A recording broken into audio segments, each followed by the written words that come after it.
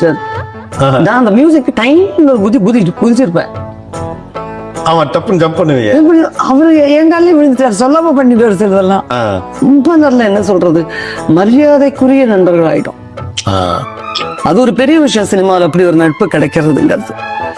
ரொம்ப அவர் திறமைக்கு மதிப்பு கொடுக்கிறவர். அவர் இல்ல, அவரே ஒரு அன்பிரடிக்டிவ் ஆக்ட்ரஸ்ன்னு சொல்றது பெரிய விஷயம். அதுதான் மிகப்பெரிய விருதா நான் நினைக்கிறேன். அவர் அந்த வார்த்தை சொன்னதுனாலதான் ஊர்வசி மறுபடியும் கவனிக்கப்பட்டாங்க தமிழ் இண்டஸ்ட்ரி. அதுதான் உண்மை.